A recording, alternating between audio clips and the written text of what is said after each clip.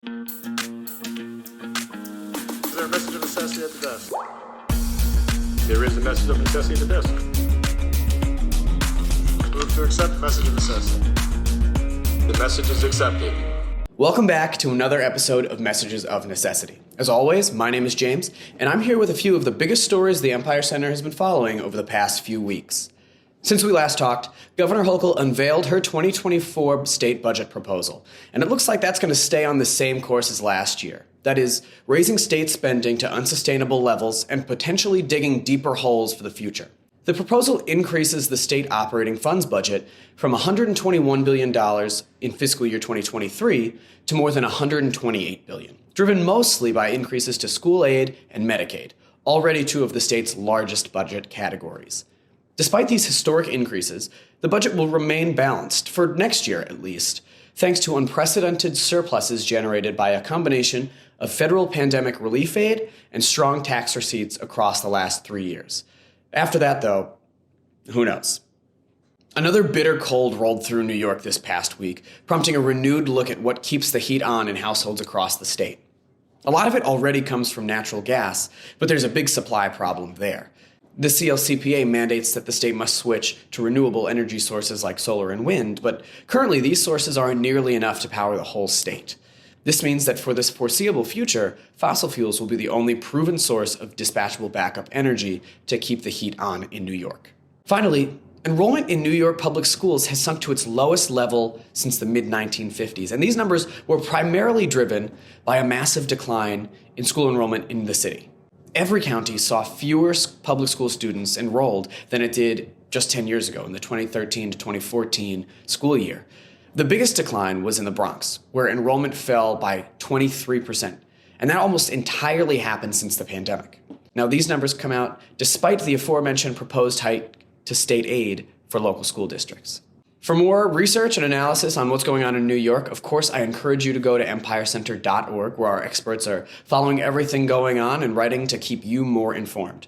But until then, please enjoy the rest of this episode. We've got a few great discussions and interviews. Until next time, my name is James. This is Messages of Necessity. Hello, everyone, and welcome back to another interview on Messages of Necessity. Today, I am thrilled to have Ashara Baker with us. Ashara is from Rochester, and we first met a few months ago when we were starting to really find out what was going on with parents in Rochester and what they were experiencing when it came to the education system. Ashara is the New York State Director for the National Parents Union, and she has many other projects that she's involved in, some of which we'll probably be hearing about today. But welcome, Ashara, and thank you for being with us. Thank you for having me. Well, Ashara, you are a parent. Let's start there.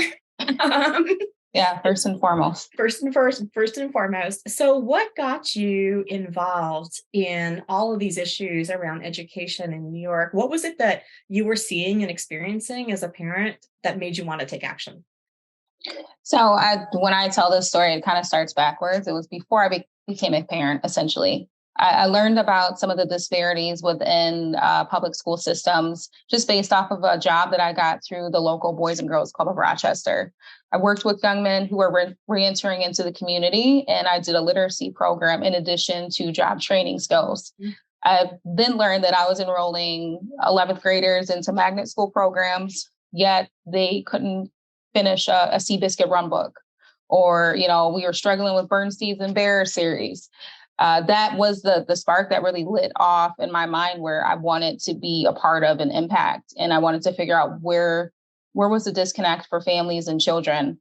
At some point, I started to work with the Charter Schools Association. I was a brand new parent, but my daughter was, in daycare. So I looked across the state. I was working with a number of schools. There's over 350 schools across New York State. So seeing awesome models and seeing the world of innovation, I was thrown into it. But the true spark that took off for me as a parent was during COVID. That was the year that I was on Zoom. My daughter couldn't do pre-K. And I was like, what is going on? I've been in so many schools. I've known so many people, but I felt very helpless. and alone. And I questioned a lot of the decisions I was making as a first-time parent. And that is really the vehicle that propelled me into creating a space and really working with folks who stand in solidarity of parents who feel isolated and alone. So you're in Rochester, Yes. right? Okay. What is happening in Rochester when it comes to public education? Because we've been hearing that there are some challenges. So what are the challenges? Rochester is a perfect storm. So when we talk about things pre-COVID, we had students who were, 2 grade levels behind. So if we kick it into gear of the pandemic, you add an additional layer of learning loss. We're looking at almost a 4-year gap of where students should be right now. But with the overturn of several superintendents, we've never had a district leader to stay for, more than 1 4-year term. In addition to that, we've had a number of schools that have gone into receivership. In addition to that, we add a layer for the state monitor. So Dr. Jallo, who is now the overseer of both the academic and fiscal piece for the city school district, has really added an additional piece of, questioning and then also mistrust within the community for people to really view the district as incompetent. That's the perfect storm. But then when I think about the layer of the community itself, we're talking about generations of folks who have been failed and pushed through this large system. So when I referenced the young men who were struggling reading Seabiscuit run books, a lot of their parents were in the same boat, or their grandparents in the same boat. It has just been this ever-going cycle of just pushing people through. It can't speak to all not all public schools, but it's definitely the sentiment when we talk about the damage that's been done through the public school system in Rochester specifically. It indicates it within the poverty rates, the crime rates, and employment rates. It all draws back to education.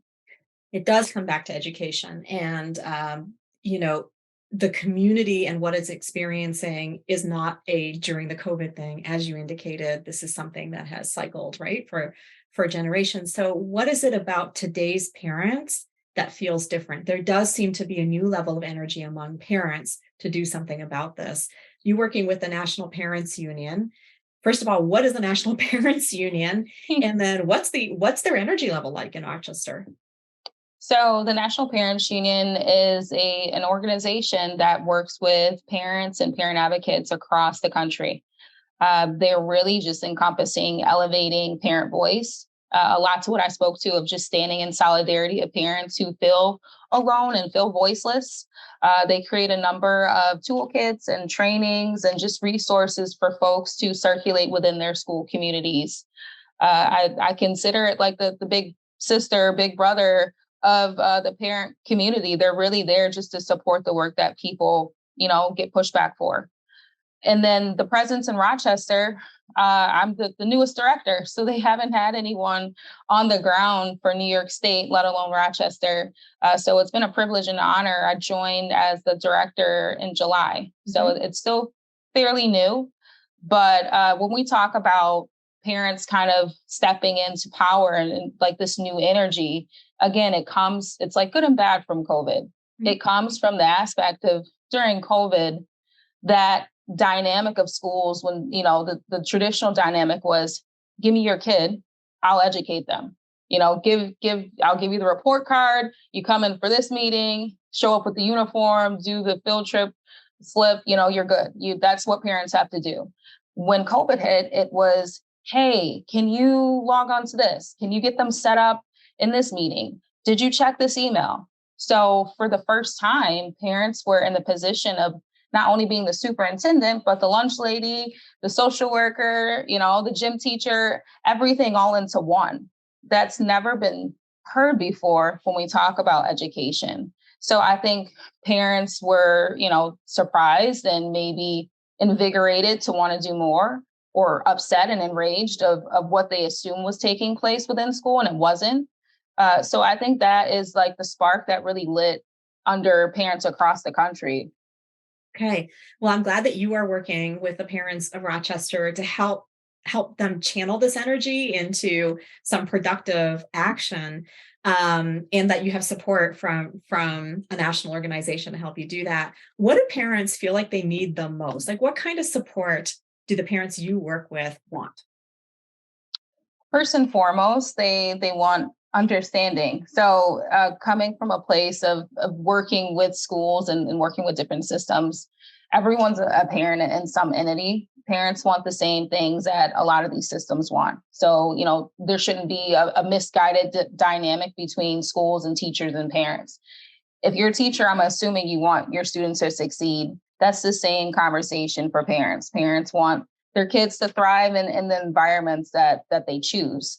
Right now we are talking about, the economy. We're talking about safety. We're talking about learning loss. So these are kind of the things that come top of mind. But every parent has a different dynamic of what they feel their household needs. Mm-hmm. But understanding is the first thing, and for people to actually listen to what their concerns are. Yeah, absolutely. Okay. So part of what you are navigating, and I heard this in your story that you told us about how you got to where you are. So do you think charter schools are part of the solution? And if they are, what do you wish people knew about charter schools? So I'm a charter parent. I will say that the National Parents Union is in total support of all families. So, traditional district, charter, homeschooling, treehouse schools, whatever you have it. All the choice. All the all options. the choices. But for me personally, I am a charter parent. Mm-hmm. And my daughter's gone to a couple of charter schools. She's in first grade. So we're still trying to figure out what environment works for her. I think as far as what I see is what parents need to know, I don't think that any parent should feel they need to be loyal to any system that is, that's failing your community, that's failing your child. So families need to understand we only have loyalty, and we should prioritize the needs of our children before we begin to prioritize systems. That goes for both traditional as well as charter. I think that charter schools have opened up a door and a couple of layers. So as a parent, there's a dynamic profile of, single gender schools, or STEM schools, or, project-based learning schools. So there's, this huge portfolio of choices where you don't have to go to, just the standard school around the corner. In addition to that, for being just a charter advocate and for the work I've done through the Charter Schools Association, I see charter schools as a way to really uplift and support leaders of color. So really building out a pipeline of leaders of color, whether it's a principal or they're just a charter school founder, creating networks in different buildings and building out your own cultures is probably the most powerful thing that Black and Brown folks can do within our community. Do you think your community knows about charter schools? No. So I just made a comment on Facebook because Newark, New Jersey is actually pivoting to a Common App. So they, the larger networks have decided to go it alone and go it rogue and do a Newark Common App. But I mentioned that Buffalo and Rochester have already done a Common App. And I think even when we talk about those Common Apps, it's another layer of community engagement and, demystifying. So all of those charter myths that we hear all the time during, Board of Education meetings or whatnot, or even on TV now, I think that Rochester is in a place where there's so much dysfunction and there's a lot of distraction that it's hard for people to really take in, okay, what is a charter school and how does it function? Because it's just whiplash. But I would say for Rochester and just about any other community that has those Common Apps, this is a tool that is really supposed to make it easier for families to just take a snapshot of how charters function. And, if it's K through 12, if it's a single gender school, as well as just applying to any of them, you can apply to all 14 at one time. So a really quick way, but at the same time, demystifying. So helping them understand questions. what their choices are, Yeah. right? And knowing that people are going to make different choices based on their own family situation and needs. So, I mean, this is what choice is about. Well, Ashara, I'm so glad that you are, driving the work with parents in New York. Congratulations on the position in that you started in July, and for all the work that you're already doing with parents. I know that there's a lot of energy out there, and that you're a wonderful person to help channel that and help organize those parents. So we look forward to working with you and to supporting the parents as they pursue these goals around their kids' education, because as you said, education is the path forward. So really happy to talk to you today, and glad to hear all the work you're doing. And I know that we're going to keep talking. Absolutely. Thank you very much. And the National Parents Union is here for all families, all households. We stand in solidarity of elevating parent power. Thank you. Thank you. Hi, my name is Kyle Davis. I'm the Director of Public Affairs, and I'm speaking with Emily DiVertola, who's our Education Policy Analyst. How are you doing today, Emily? I'm good. Thanks, Kyle. How are you? I'm good. I'm very excited to be able to talk with you about all the happenings in New York State education policy. There seems to be a lot going on right now. The governor's executive budget proposal was filled with stuff that is of interest to you, I know.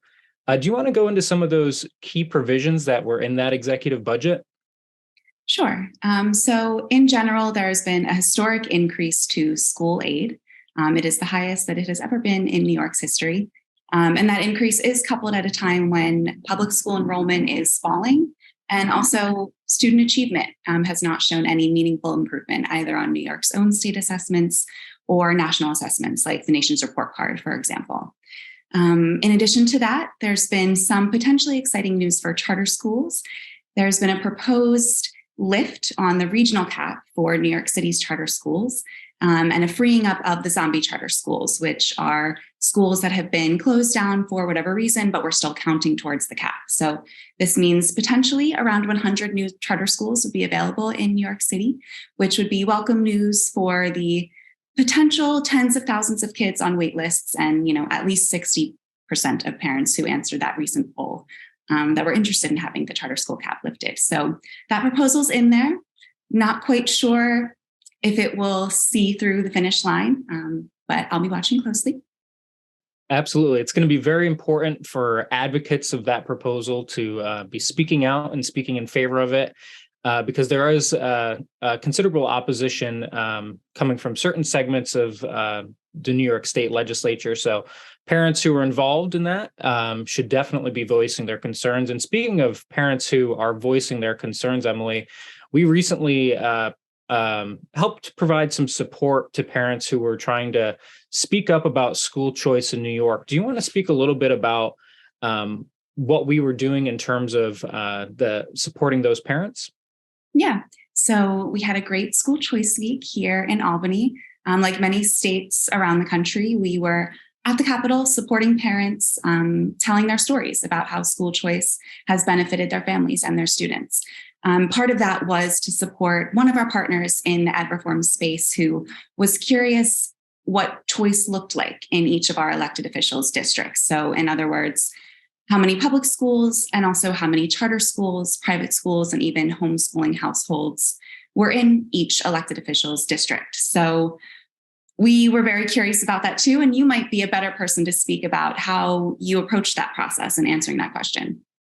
Yeah, absolutely. So we found some data on the New York State website that was GIS, so Geographic Information System data, that allows us to map out where different school options are across all New York State. So they had mapping data publicly available for charter schools, for traditional public schools, and also for private schools. So we were really able to figure out where all that lied, and we were able to overlay that with legislative districts, which was very important for the parents as they wanted to better understand what the makeup and school makeup was of each legislative district that they were going to go and speak with.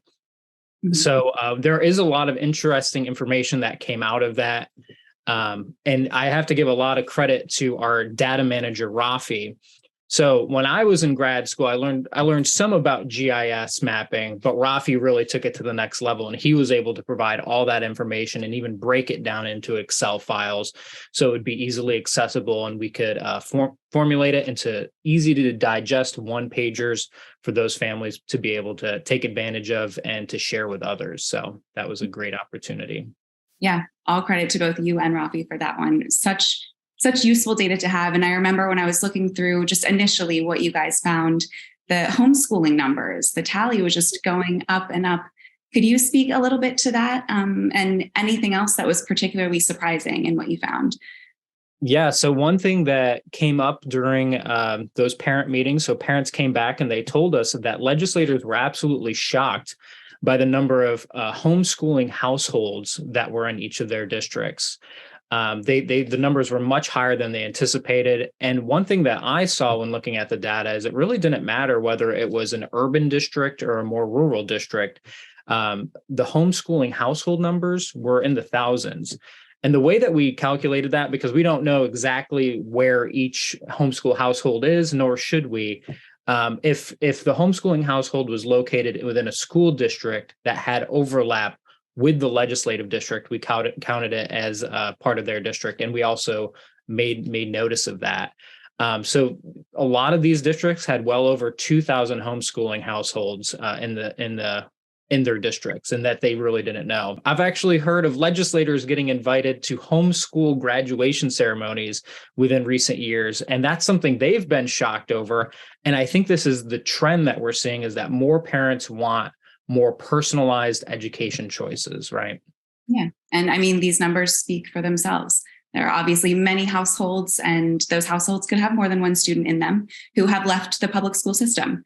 And, in other states, those families might have access to at least a portion of some of their education dollars to be used towards homeschooling expenses or maybe private school tuition. But as you know, here in New York, that money flows entirely to the public school system, where at least in these cases, many of these families have chosen elsewhere. So very telling information. And I think it just shows parents are voting with their feet here in New York. So aside from the homeschooling numbers, what about private schools or even charter schools? Was there anything surprising there? Yeah, when I was looking at the trends in the data, one thing that emerged to me is it seems that richer districts tend to have less charter schools and tend to have more private schools. That's something that I really want to look into and confirm and make sure that that's accurate. But I think that's largely because something that we already know. So those richer families are exercising school choice already with their own dollars by sending their students to private school. I think that that's why it's so important for school choice policies to be expanded, so those lower income individuals can be able to send their children to the schools of their choice and the schools that are going to best suit their needs. One interesting thing that I saw in the data as well is that, for instance, Shelley Mayer and John Liu. Shelley Mayer is chair of the Senate Education Committee. John Liu is chair of the New York City Education Committee in the Senate. They actually both had 0 charters in their district based on that New York State data. And I think that could be telling, and that maybe that kind of showcases a little bit of why their opinions are on charters. I'm unsure, but it is interesting nonetheless that they had 0 charters in their district. Yeah, it is very telling that they would have, for example, such high numbers of homeschooling households, for example, but be offering 0 charter schools as another choice for families who are obviously looking for one in their districts. And, part of that has to do with the charter law, which requires charter schools to open in high need areas. But yeah, I think a big part of it is something that you alluded to, which is that, there are many families that can afford a traditional version of school choice, which is living in a district that has great public schools, or maybe they can afford private school tuition. And the truth is that many families in New York can't say that and don't have those options. And that's why school choice is so important. Absolutely. And one thing that we have on our website that I want everyone to feel free to look at or to utilize is we have a tool, and we'll link to it in the show notes, that goes into the details of what each legislative district and the traditional, charter, and private schools that are operating in each legislative district. So you can have a better sense, whether you're a legislator or just an informed citizen, of what the educational options are in your local area. And I think that's going to be a great tool for people to utilize. And I would like to thank everyone for tuning in to this episode of Messages of Necessity. And I look forward to speaking with you all next time. For more news and analysis, visit our website and sign up for email updates at empirecenter.org. Follow us on Twitter, Facebook, and LinkedIn at Empire Center.